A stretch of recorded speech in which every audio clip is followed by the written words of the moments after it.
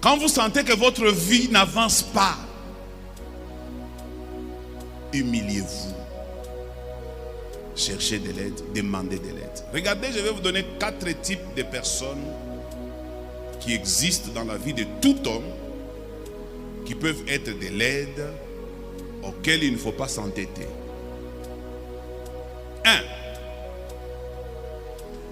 C'est ce que j'appelle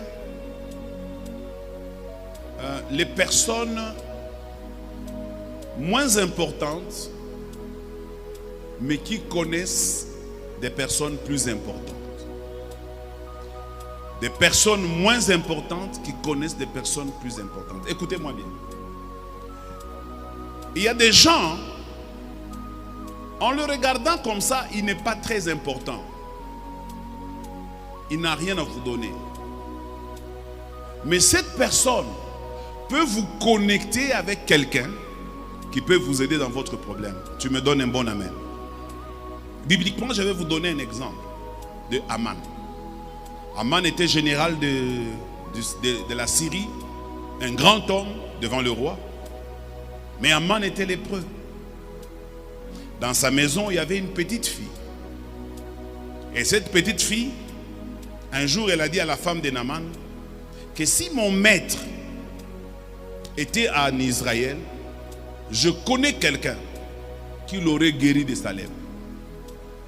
Et lorsqu'Aman revient le soir, sa femme lui dit, cette petite fille m'a dit, si tu étais en Israël, elle connaît quelqu'un qui peut te guérir de la lèpre.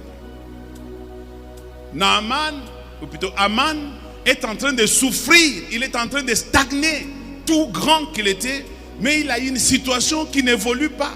Il a vu des médecins, il s'est fait soigner, il a fait tout ce qu'il pouvait parce qu'il avait assez de moyens, mais ça ne marchait pas. Il faisait que du surplace.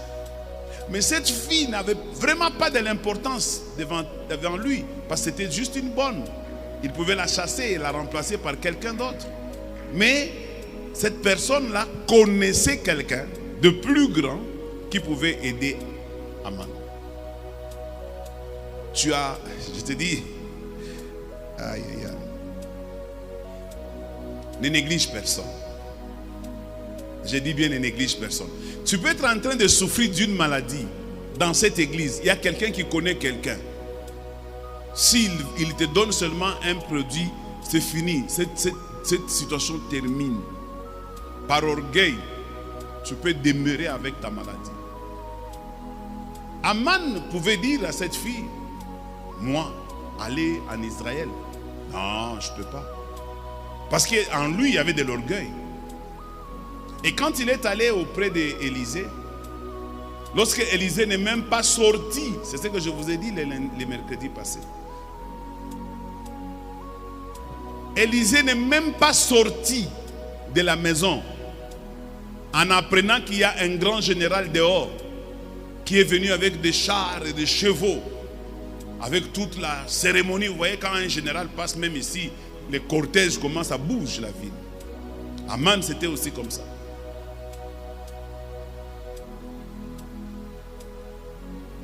Et quand il arrive là-bas, attends, c'est Aman, c'est Naaman. Naaman, excusez-moi. Quand il arrive là-bas, le prophète ne sort même pas. Le prophète dit seulement, allez dire à Naaman qu'il aille se jeter 7 fois dans le Jourdain et il sera guéri. L'orgueil de Naaman monte. Il dit, pourquoi n'est-il pas sorti? Pourquoi ne m'a-t-il pas imposé la main? Pourquoi n'a pas touché l'endroit là où il y a la lèpre? Et il me demande d'aller me jeter dans le Jourdain. Est-ce qu'il n'y a pas chez nous aussi des fleuves plus beaux que celui du Jourdain? L'orgueil. Moi je parle de l'humilité pour se faire aider. Soyez humble, vous vous ferez aider.